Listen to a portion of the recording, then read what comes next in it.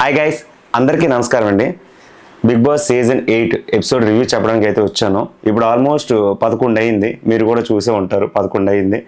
So Anil Ravipudi director గారు ఏదైతే లోపలికి వెళ్ళేటప్పుడు చిన్న ప్రాంక్ అయితే చేశారు. అంటే నాతో పాటు ఇప్పుడు బిగ్ బాస్లో ఇక్కడ చాలా అంటే ట్విస్టులు అయితే ఉంటున్నాయి. నేను ఎవరో ఒకరిని తీసుకెళ్ళిపోతా, సో ఎవరో ఒకరు ఓటింగ్ అయితే వేయండి అని చూసుకునేటప్పుడు నాగ్ మణికంఠ మీద హౌస్ మేట్స్ అందరూ చాలా ఎక్కువగా ఓట్స్ అయితే వేసి బయటికి పంపించేద్దాం అనే ఉద్దేశంతో అయితే వేశారు. ఎందుకు అంటే ఎవరైతే ఇప్పుడు వాళ్ళ సేఫ్ గేమ్ వాళ్ళు ఆడుకుంటారు కాబట్టి ఎక్కువ ఓటింగ్ పర్సంటేజ్ నాగ్ మణికంఠకి అయితే వచ్చింది. అందులో ఆదిత్య ఓం మీద ఆయన ట్రిగ్గర్ అవడం అయితే జరిగింది. ఎందుకంటే ఆయన చెప్పింది ఏంటి అంటే మాకు వేరే ఆప్షన్ లేదు, సో చూద్దాం అనే టైప్లో మాట్లాడారు. అనిల్ రావిపూడి గారు బయటకు వెళ్ళేటప్పుడు గొడుగేసుకొని మనోడితోటి పాట పాడించారు. నీకు ఏ హీరో అయితే ఇష్టం అంటే మనోడు చెప్పడం ఏంటి అంటే ఆల్రెడీ ట్రిగ్గర్లో ఉన్నాడు కదా, నాకు నేనే హీరో, నాకు నేనంటేనే ఇష్టం అన్నట్టుగా మాట్లాడాడు. నాకైతే కొంచెం అనిపించింది, పిల్లని ఇబ్బా చేష్టలు అయితే బాగా కనిపిస్తున్నాయి. మరి కుర్రోడికి ఏ ఉద్దేశంతో సెలెక్ట్ చేశారో చిరాగ్గా అయితే అనిపిస్తుంది. ఓకే, అలాంటి క్యాండిడేట్ ఉండాలి, ఉంటేనే బాగుంటుంది. ఎందుకంటే స్టార్టింగే ఎపిసోడ్లోని మసాలా దినుసులతో సహా పెట్టి బిర్యానీ పెట్టి భోజనం ఫీలింగ్ అయితే వస్తుంది. చూస్తున్నంతసేపు మంచి ఎంటర్టైన్మెంట్ అయితే కలిగింది మనోడుతున్నంత వరకు. ఎందుకంటే ఆ నిబ్బా చేష్టలు కొంతమంది వస్తూ వెళ్ళిపోతుంటారు అనమాట. ఆ నిబ్బా చేష్టలు మనం చూడాలి, చూస్తేనే కదా తెలుస్తుంది ఇందులో క్యారెక్టర్ అయితే ఇలాంటిది ఉంటుంది అని చెప్పేసి. సో మనోడు ఆ టైప్లో అలా కనిపించింది. నీకు ఎవరైతే ఇష్టం అని అంటే నాకు నేనే హీరో, నాకు నేనంటే ఇష్టం అన్నట్టు మాట్లాడాడు. నెక్స్ట్ టైంలో మనోడు పాట అంటే శివుడి గురించి ఏదో శ్లోకం చెప్పాడు. ఆ శ్లోకం మీద చాలా అగ్రెసివ్గా పాడాడు. అదేంచో సారేంచో లాస్ట్లో ఇది ట్రాంక్ అని చెప్పేసి అని అన్నారు. సో అది అయిపోయింది. కట్ చేస్తే ఎపిసోడ్ 2లో కూడా అది కంటిన్యూషన్ చిన్నది పెట్టారు. ఎందుకు అంటే ఆ నైట్ అంతా అది కంటిన్యూటీ మనోడించము ఆలగడం కూర్చోవడం. తర్వాత వీళ్ళందరి మీద కోపం తీసుకెళ్ళి ఆదిత్య ఓం చెప్పే కదా లాహిర్ హీరో ఆయన మీద చూపిస్తున్నాడు. ఎందుకంటే ఆయన ఏదో ఒక మాట అన్నాడు కానీ బట్ కూల్ అవ్వడానికి అయితే ట్రై చేశాడు, పక్కకి వెళ్ళిపోయాడు. కానీ ఇక్కడ ఏం జరిగింది, ఈ కుర్రోడు ఉండకుండా తిన్నగా ఓకే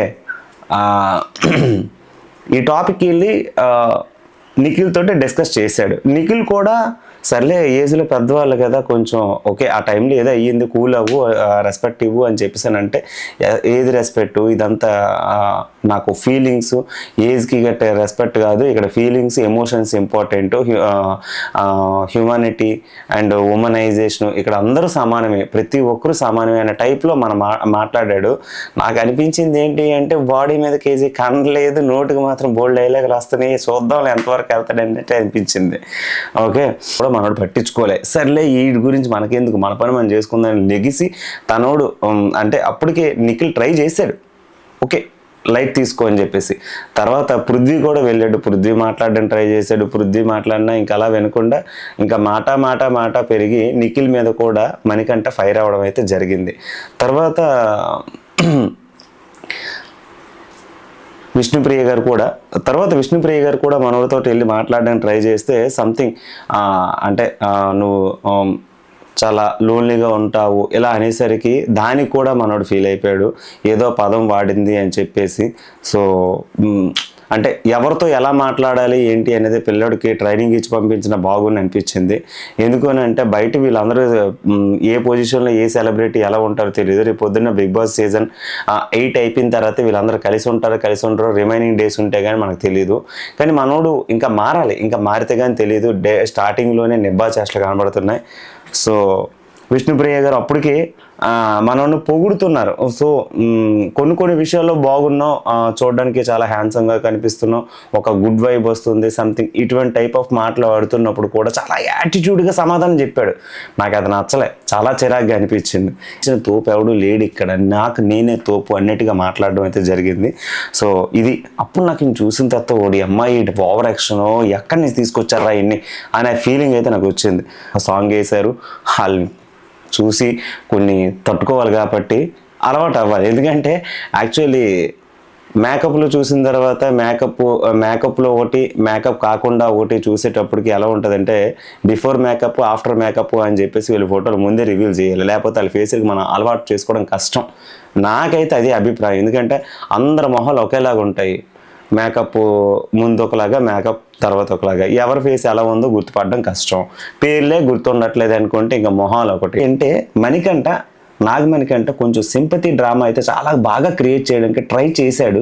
అది వర్కౌట్ అవ్వట్లేదు. ఎందుకంటే ఒక పక్క సింపతి క్రియేట్ చేయాలనుకుంటున్నాడు, ఇంకో పక్క యాటిట్యూడ్ లెవెల్లోకి వెళ్ళాలనుకుంటున్నాడు, ఇంకో పక్క ఒంటరి నేనే, నాకు నేనే పోటీ, నాకు లేవుడు ఎవడు సాటి అన్నట్టుగా వెళ్ళిపోతున్నాడు.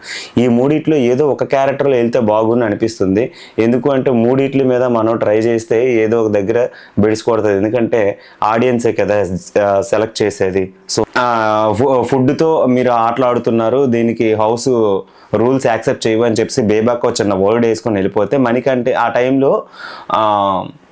నవీన్ ఆ టైంలో నవీన్ బాల్కి అదే ఆరెంజ్ కిందన పడేసి మళ్ళీ ఆ పక్కన ఉన్న పర్సన్కి ఎవరికి నబీల్కి ఇచ్చేసాడు అనమాట. నబీల్కి ఇచ్చేటప్పుడు మణికంఠ అది చూసి ఇది కిందన పడిన ఫుడ్ మళ్ళీ ఇది ఇందులో కలపకండి, అది కరెక్ట్ కాదు అని చెప్పేసి మణికంఠ ట్రిగ్గర్ చేశాడు పాయింట్. ఇంకా అది పట్టుకొని ఈవిడికి ఓసీడీ ఉందని ఎందుకు అన్నానంటే ఇక్కడే స్టార్ట్ అయిందనమాట. ఈవిడి కావాలని అది మీరు ఫుడ్తో ఆటలాడుతున్నారా, ఫుడ్ మీద రెస్పెక్ట్ లేదా, ఇర్రెస్పెక్ట్ఫుల్ పర్సన్స్ అని చెప్పేసి ఇంకా వాయిస్ నోటుకు వచ్చినట్టు అయితే మాట్లాడడం జరిగింది. దానికైతే మనుషులైతే ఇలా చేయరు, ఇర్రెస్పాన్సిబుల్ పర్సన్ అయితే ఇలా ఉంటే ఎలా అని చెప్పేసి అది భాషా గారికి తీసుకెళ్ళి ఆ గురి అయితే పడింది. భాషా గారిని అయితే అనరాని మాటలు అయితే అనేసింది. ఇంకా భాషా గారు కూడా నువ్వెవరో రూల్స్ మీద పడ్డానికి, నువ్వెవరు నన్ను అడగడానికి, నా ఇష్టం నాకు నచ్చినట్టు చేస్తాను, ఫుడ్ మీద నువ్వు చెప్పాల్సినంత అవసరం ఏంటి, నా ఫుడ్ నేను తింటాను, నువ్వెవడో నన్ను అనడానికి, నా ఫుడ్ నేను తింటాను, ఇప్పుడు నేను అది పెట్టను పక్కన పెడితే ఆ ఫుడ్ నేను తింటాను, నేను మనిషినా కాదా, నువ్వెవరు నాకు చెప్పడానికి అనేటట్టుగా అయితే వాయిస్ అయితే ట్రిగ్గర్ చేశాడు. సో ఓకే, అది వ్యాలిడ్ పాయింట్ అని నేను చెప్పలేం. కానీ ఇక్కడ ఏంటి అంటే సోనియా కొంచెం కంటెంట్ ఇవ్వడానికి అయితే ట్రై చేస్తుంది. ఎందుకు అంటే ఫుడ్ అనేది ప్రతి ఒక్కరికి ఒక ఎఫెక్షన్, ఓకే, ఒక ఎమోషన్. ఇప్పుడున్న టైంలోని ఇప్పుడు విజయవాడ ఇటువంటి ఏరియాలో ఫుడ్ దొరకడం అనేది చాలా కష్టం. వర్షాలు పడుతున్నాయి, చాలా ఘోరంగా ఉంది. అక్కడ ఉన్న సిచ్యువేషన్ ఎలా ఉంది అని అంటే ఎవరు సీఎం గారు వెళ్ళినా పిఎం గారు వెళ్ళినా పడవల్లోనే వెళ్ళాల్సినంత సిచ్యువేషన్ వస్తుంది. విజయవాడ మొత్తం ఆల్మోస్ట్ ఇప్పుడు కృష్ణా నది అంతా పొంగితే ఎలా ఉంటుందో అలా పొంగిపోయింది అనమాట. ఇది సిచ్యువేషన్లో, ఇలాంటి సిచ్యువేషన్లో ఫుడ్ గురించి కొంత ఇంపాక్ట్ అనేది మనకు ఉంటుంది. కాకపోతే ఇదే కంటెంట్గా పట్టుకొని లోపలికి వెళ్ళడం అనేది కరెక్ట్ కాదు నా అభిప్రాయం. ఫ్రెండ్స్ ఇతను కూడా తిట్టింది, లేదు సరదాగా ఆడుకుంటున్నారు కావాలని కాదు. ఎందుకంటే ఆ హౌస్లో ఫోన్స్ ఉండవు, ల్యాప్టాప్స్ ఉండవు, బ్యాట్ ఉండదు, క్రికెట్ ఉండదు. అదొక బిగ్ బాస్ హౌస్. ఒక 100 కెమెరాలు అది చూస్తూ ఉంటాయి. ఆ చూసే కెమెరా బ్యాక్ సైడ్ ఆడియన్స్ ఉంటారు. వాళ్ళు ఏం చేసినా సరే మనకు ఒక ఎంటర్టైన్మెంట్. ఇప్పుడు అలా గొడవ అవ్వడం కూడా ఒక ఎంటర్టైన్మెంటే. కాకపోతే అనవసరమైన టాపిక్ అని నాకు అనిపించింది. మీరేమంటారు కింద కామెంట్లు అయితే మాత్రం చెప్పండి. టాస్క్స్ ఏంటి అంటే బీబీ చీఫ్ యాక్చువల్లీ ఇక్కడ కెప్టెన్సీ ఉండరంట. బిగ్ బాస్ ఎంచామో మీకు ఇంకా బిగ్ బాస్ నుంచి కెప్టెన్సీ టాస్క్ ఉంటుంది, కేవలం చీఫ్స్ మాత్రమే ఉంటారు అని చిన్న బేస్ వాయిస్లో అయితే చెప్పాడు. అందులో నబీల్, నిఖిల్, నైనా, బేబక్క అండ్ శేఖర్ భాష, యష్మి వీళ్ళు సెలెక్ట్ అయ్యారనమాట. సో ఈ టాస్క్కి కంటెస్టెంట్లు ఇలా సెలెక్ట్ అయ్యారు. ఇందులో ఇచ్చిన టాస్క్ ఏంటి అంటే ఒక గేజ్ ఉంటుంది, ఆ గేజ్లో థ్రెడ్స్ కట్స్ ఉంటాయి. అభయ్ నవీన్ ఎంచోమో దీనికి సంచాలకుగా గ్రూప్ అందరూ అంటే హౌస్ మేట్స్ అందరూ ఓకే చెప్తే అభయ్ నవీన్ సంచాలకుగా నిర్ణయించాడు. ఈ గేజ్లో కొన్ని థ్రెడ్స్ ఉంటాయి, కలర్స్ అంటే green, red, pink, yellow something. ఇలా వీళ్ళందరూ ఇంకా కాస్ట్యూమ్స్ వేసుకొని లోపల ఆ థ్రెడ్స్ మీద నించోవాలి. ఇక్కడ గేజ్ని టచ్ చేయకూడదు, కింద నేలను టచ్ చేయకూడదు, ఆ థ్రెడ్స్ మీద పట్టుకొని ఉండాలి. ఇక్కడ బయట స్ప్రింగ్ అయితే ఉంటుంది, స్పిన్ ఉంటుంది. ఆ స్పిన్ని సంచాలకు తిప్పి అది ఏ కలర్ దగ్గర అయితే ఆగుతుందో సంచాలక్ దాన్ని వెళ్ళి కట్ చేస్తాడు. ఆ థ్రెడ్ మీద నుంచి ఉన్న పర్సన్ ఎవరైనా కిందన పడితే ఆ పర్సన్ అనేది అవుట్ అనమాట. లాస్ట్ వరకు ఎవరైతే ఉంటారో థ్రెడ్స్ మీద వాళ్ళు విన్ అనమాట. సో ఇందులో ఫస్ట్ బేబక్క బయటకు వచ్చేసింది, తర్వాత ఎంచోమో అలా ఒక్కొక్కరుగా బయటకు వచ్చారు. లాస్ట్లో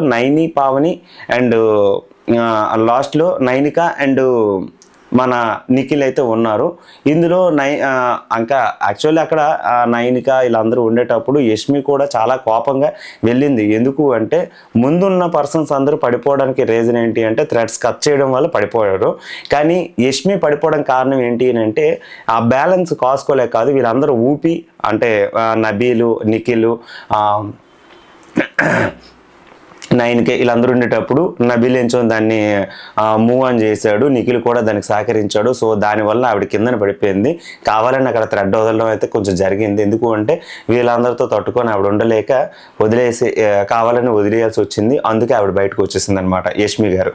సో దీనివలన ఆవిడ కొంచెం మైనస్ అయ్యిందని అనిపించుకోవాలి. ఎందుకు అయితే ఫస్ట్ దాంట్లో నిఖిల్ విన్ అయ్యాడు, ఫస్ట్ చీఫ్గా వ్యవహరించాడు. సెకండ్ గేమ్ ఏంచో మిగిలిన వాళ్ళందరూ ఎవరైతే ఉన్నారో మిగిలిన 5 మెంబర్స్కి కలిపి ఒక టాస్క్ అయితే ఇచ్చారు.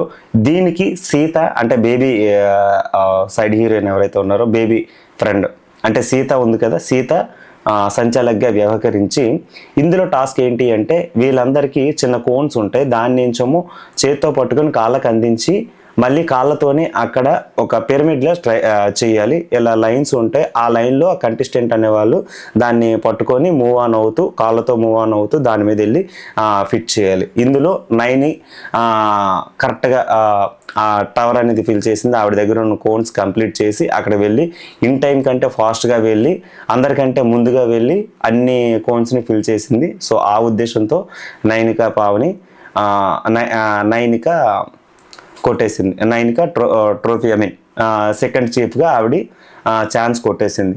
ఇప్పుడు థర్డ్ చీఫ్గా ఎవరైతే వ్యవహరిస్తారో ఏంటి కథ అనేది చూస్తే థర్డ్ చీఫ్ వీళ్ళిద్దరినే డిసైడ్ చేసుకోమని చెప్పాడు బిగ్ బాస్. ఇది ఏంట్రా బాబు ఈ పెంట ఇంకా ఇప్పుడు పెట్టలేదేమో అనుకున్నాను, అప్పుడే గొడవలు స్టార్ట్ అయ్యాయి.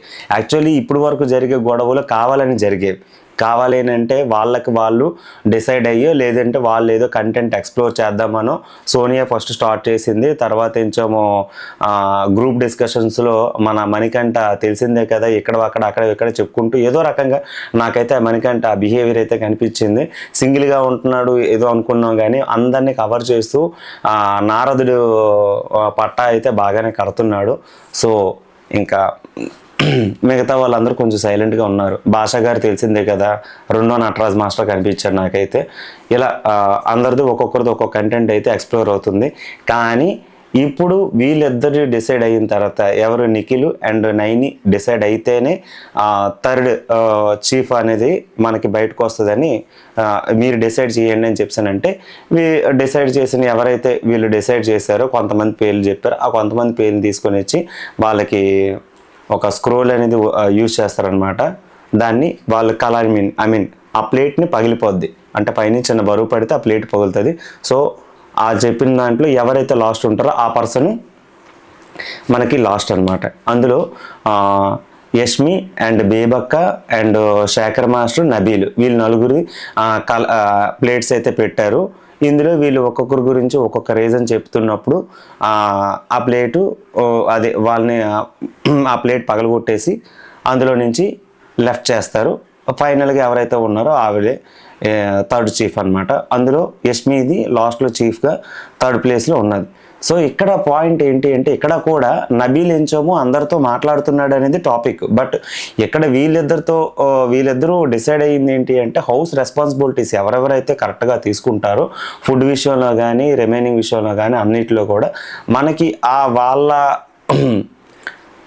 వే ఆఫ్ బిహేవియర్ 2 డేస్లో డిసైడ్ చేయలేం. బట్ ఇప్పుడున్న 2 డేస్లో మనకి అనుగుణంగా ఏదైతే ఉందో హౌస్ రెస్పాన్సిబిలిటీస్ పర్సన్స్ కరెక్ట్గా తీసుకోవాలనే ఉద్దేశంలో ఉన్నారు కాబట్టి యష్మిని సెలెక్ట్ చేశారు. బట్ యష్మిని సెలెక్ట్ చేయడం అనేది సోనియాకి అయితే నచ్చలేదు. తర్వాత బేబక్క కూడా ఫస్ట్ ఎంచామో పర్వాలేదు నాకు ఏదైనా ఒకటే అక్కడికి వెళ్ళాలనే కాదు నార్మల్గానే సరే హౌస్ రెస్పాన్సిబిలిటీస్ తీసుకుంటాను అన్నది. బట్ మళ్ళీ ఏమైందో తెలియదు, మళ్ళీ టాపిక్ అయితే డైవర్ట్ చేసింది. అంటే ఇప్పుడు నేను హౌస్లో ఉండడానికి ఆ రెస్పాన్సిబిలిటీ తీసుకోవడానికి నేను కూడా సూటబుల్ పర్సన్ కదా, ఎందుకు నన్ను సెలెక్ట్ చేయలేదు అని టాపిక్ డైవర్ట్ చేసింది. అప్పుడు మరి వీళ్ళు ఒక్కొక్కరికి ఒక పాయింట్ చెప్పారు. మీనింగ్ ఏంటి, అందరితో కలవట్లేదు అని చెప్పేసి నబీల్ని లెఫ్ట్ చేశారు. భాషా గారిని అనవసరమైన వాటికి త్వరగా ట్రిగ్గర్ అవుతున్నాడు అనే ఉద్దేశంతో పక్క తొలగించారు. బేబక్క నుంచేమో ఆవిడే అన్నది ఇంకా కారణాలు చెప్తున్నా అనే టైంకి పర్వాలేదు నాకు ఏదైనా ఓకే నో ఇష్యూ అనుకుని ఆవిడ లెఫ్ట్ అయిపోయింది. కారణాలు కూడా చెప్పనివ్వకుండా వెళ్ళిపోయిన మనిషి మళ్ళీ ఎందుకు వచ్చి మళ్ళీ కారణాలు అడుగుతుంది. ఇది అంతా అంటే ఏంటి అంటే ఇంకా ఆవిడ కూడా కంటెంట్లోకి దిగడానికి అయితే ట్రై చేసింది. సో చూద్దాం బాణం ఎటువైపు వెళ్తుందో, గురి ఎవరికి తగులుతుందో. మన ఛానల్ నుంచి ఈ రివ్యూస్ ఎవరికి ఎలా తగులుతాయో తెలీదు. సో చూసే వాళ్ళని దీన్ని ఎంటర్టైన్మెంట్ కింద చూడండి. నేను ఎవరిని పాయింట్అవుట్ చేయట్లేదు, ఎందుకంటే ఎవరు నాకు తెలీదు. నాకు అనిపించింది నేను చెప్తున్నా. మీకేమనిపించిందో కామెంట్లో అయితే చెప్పండి. సో ఇంతటితో ఈ వీడియో సమాప్తం. Thank you so much.